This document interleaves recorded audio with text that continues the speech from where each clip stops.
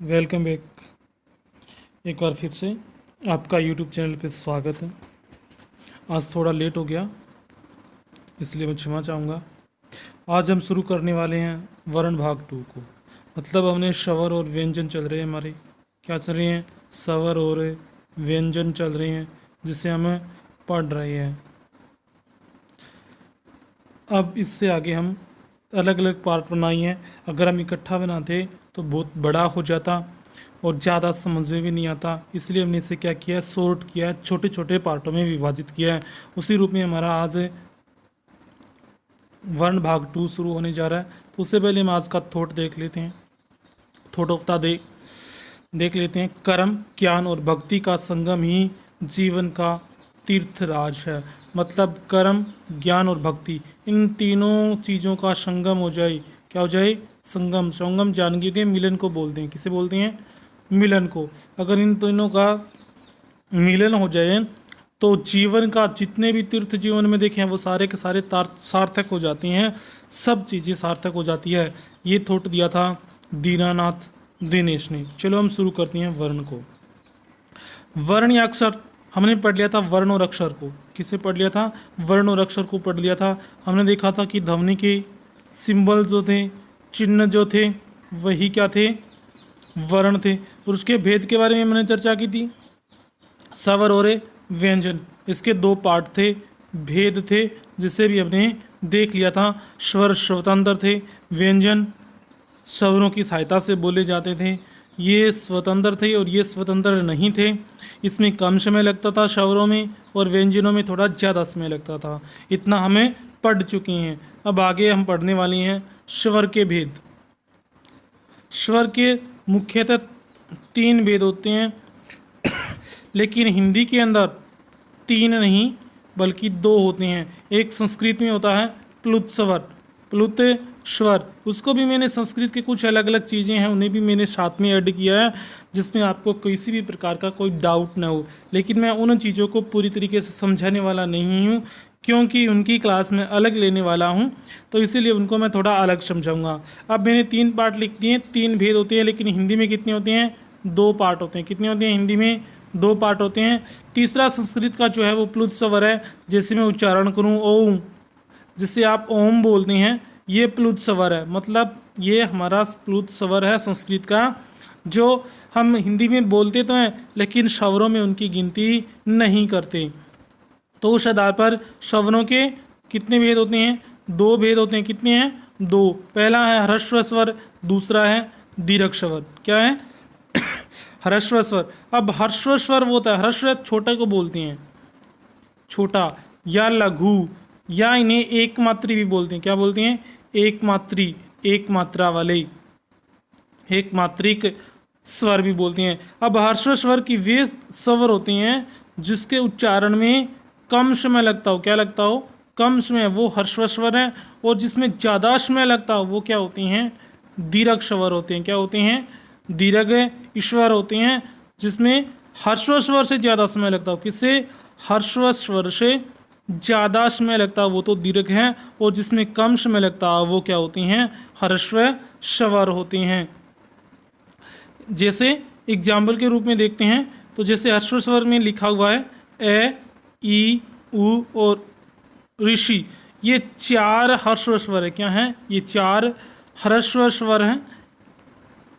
और 4 के बाद दीर्घ स्वरों की संख्या कितनी होती है, 7 होती है। कितनी होती है, 7। दीर्घ स्वरों की संख्या कितनी होती है, 7। जैसे मैं दीर्घ स्वरों को लिखूं, आ, बड़ी ई, छोटी ई तो ह्रस्व होती है और बड़ी ई दीर्घ होती है। उसके बाद बड़ा उ, ए, ऐ, ओ, औ, ये क्या है, आपके ह्रस्व स्वर न होकर दीर्घ स्वर है। और इसके अलावा जो बचते हैं वो क्या होती हैं, ह्रस्व स्वर होते हैं। तो ये क्या थे, दीर्घ स्वर थे। क्या थे, दीर्घ स्वर, जिसको हमें देखिएगा कि ह्रस्व स्वर आ, ई, उ, ए, ऐ, ओ, औ आदि, ये क्या है, ह्रस्व स्वर है। क्या है, ह्रस्व स्वर। इसी प्रकार व्यंजन के प्रकार भी, व्यंजन की कुल संख्या कितनी थी, 33 थी। कितनी थी, 33। थोड़ा वीडियो में फास्ट चल रहा हूँ, आप वीडियो को रिवाइंड करके फिर से देख लेना, जिससे आपको सही पता चल जाएगा, क्योंकि इनके पार्ट्स को हम एक बार फिर देखने वाले हैं, अच्छे तरीके से समझने वाले हैं। तो मैं एक बार रिवीजन करा रहा हूँ जो अध्ययन की दृष्टि से सही है। क्या है? अध्ययन की दृष्टि से दिखा रहा हूँ, जिससे आप समझ सकें, और इसके ज़्यादा गहराई में हम अगले वीडियो में पढ़ेंगे। और इसके जितने भी पार्ट आपके आउट ऑफ सिलेबस हो, चाहे हम हिंदी ग्रामर को इसी तरीके से पढ़ेंगे कि हमें प्रतियोगिता, जो कम्पिटिटिव एग्जाम होते हैं उसमें भी काम आ सके। क्या है? प्रतियोगिता में भी काम आ सके, चाहे किसी भी प्रकार की प्रतियोगिता हो, चाहे स्कूली स्तर की हो, चाहे कॉलेज स्तर की हो, और चाहे आपकी प्रतियोगिता परीक्षा हो, किसी भी स्तर की परीक्षा हो, उसमें आपके ये काम आ सके। तो व्यंजन है कुल 33 हैं। जैसे कै वर्ग, ये जो आपके पूर्ण वर्ग बन रही हैं, क्या बन रही हैं? पूर्ण वर्ग। पूर्ण वर्ग से समझ गए ना? वर्ग, पहले बात तो मैं वर्ग की चर्चा कर लेता हूँ। वर्ग क्या होता है? थोड़ा मैथ में चले जाते हैं। वर्ग होता है जिसकी चारों भुजाएं क्या होती हो? समान होती हो। अगर ये 5 है तो ये 5 है, और ये 5 है, और ये 5 है, ये क्या होते हैं? वर्ग होते हैं। क्या होते हैं? वर्ग। अब उसी तरीके से कै वर्ग, मतलब इसको कै वर्ग क्यों बोला है? क्योंकि इसमें जो अंक हैं 5, और ये नीचे वाले, मतलब ये जो वर्ग बनेगा इसमें इधर भी 5 अंक होंगे। इस साइड से गिनने शुरू करेंगे तो, इस तरीके से गिनने शुरू करेंगे तो भी 5 होंगे, इस तरीके से गिनेंगे तो भी 5, और इस तरीके से गिनेंगे तो ये भी 5। इसलिए ये टोटल संख्या इनकी होती है 25। और 25 होने के बाद इनके जो रेखीय होते हैं उन्हें हमने वर्ग का नाम दे दिया। क्या दे दिया? एक श्रेणी, एक वर्ग का नाम दे दिया।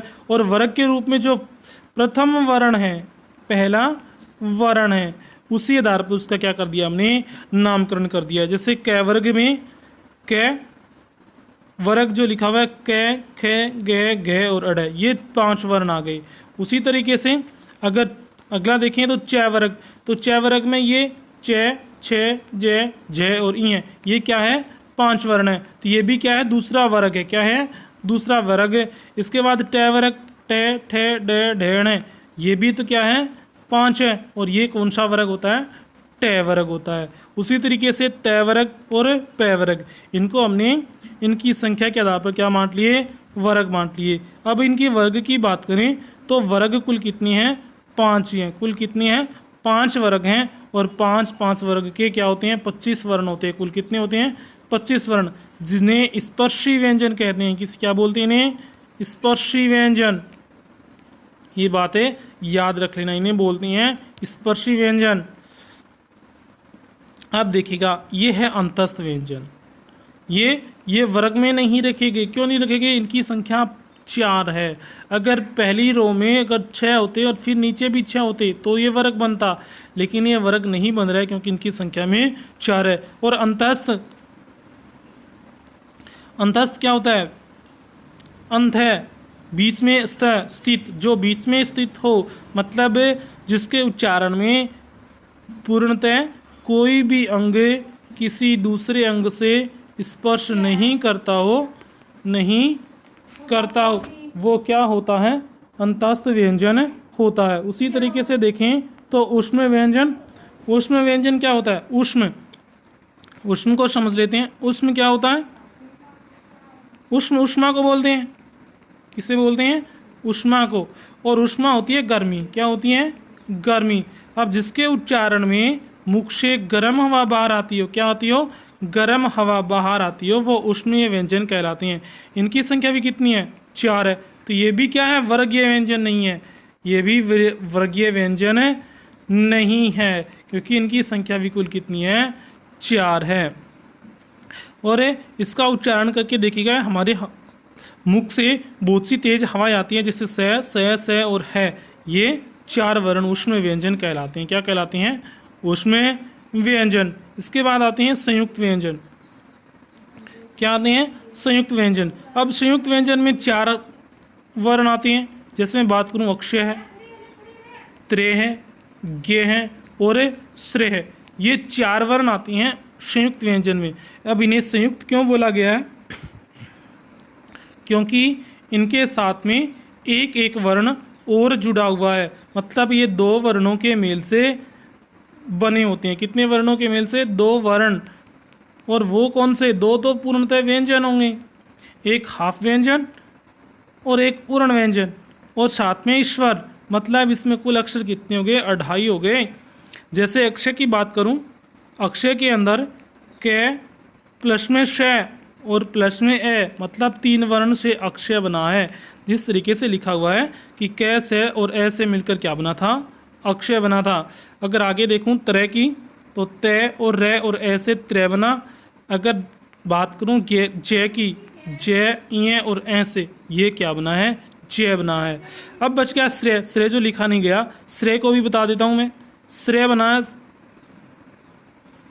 श्रेय जो बनता है वो श प्लस में रे और प्लस में ए, इन व्यंजनों से मिलकर बना होता है श्रेय। अब आता है अनुस्वार। अनुस्वार जब किसी शब्द के ऊपर बिंदु लगता है इस तरीके से, ये अनुस्वार कहलाता है। क्या कहलाता है? अनुस्वार। अब इसी अनुस्वार बोलते हैं, और इसका उच्चारण वर्गीय पंचमाक्षर के अनुसार होता है। किसके अनुसार?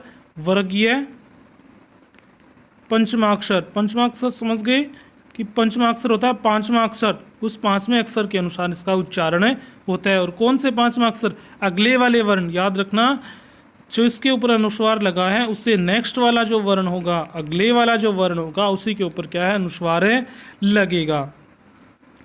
जैसे गंगा, मंगल और कलंक, इसके मध्य में लिखा हुआ है और ये अनुस्वार लगा हुआ है। तो ये क्या है? जैसे मैं लिखूं गंगा, गंगा लिखा है, तो गंगा के जो ऊपर इसके अगले वाला जो वर्ण है, जैसे ग है, इसका पंचमाक्षर होगा। इसका पंचमाक्षर, इसका पंचमाक्षर क्या होता है? अड़य होता है। और अड़य को अगर आधा कर देते हैं तो इसका उच्चारण अंगय हो जाता है। क्या हो जाता है? अंगय, अंगय हो जाता है। तो ये इसी तरीके से इसका पंचमाक्षर उच्चारण होगा। अगला है विसर्ग। विसर्ग होता है कि इसके ये शब्द के अंत में लगता है। क्या है? शब्द के अंत में, और इसका उच्चारण होता है। क्या होता है? इसका उच्चारण है होता है। और ये 2 बिंदु से होते हैं। क्या है? 2 बिंदु से इस तरीके से लगे होते हैं जो विसर्ग होते हैं।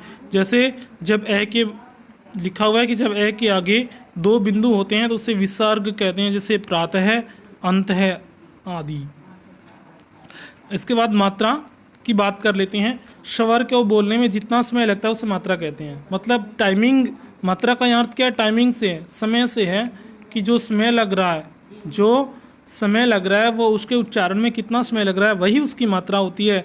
और ये मात्रा किसी भी व्यंजन के ऊपर स्वर लग सकती है। व्यंजन में स्वर की मात्रा मिलाई जाती है तभी वह शब्द बनता है। और ये मात्राएं कुल कितनी होती है? 13 होती हैं। जैसे आ, ई, ऊ, यू, ऋषि, ए, ऐ, ओ, औ, अंग, ए। मतलब ये 11 तो स्वर हो गए, और 2 आपकी है ए, योग, वाक, ध्वनि, जो है वो भी इसके मात्रा के अंदर ही आती है। जो होती है आपकी, एक तो अनुस्वार होता है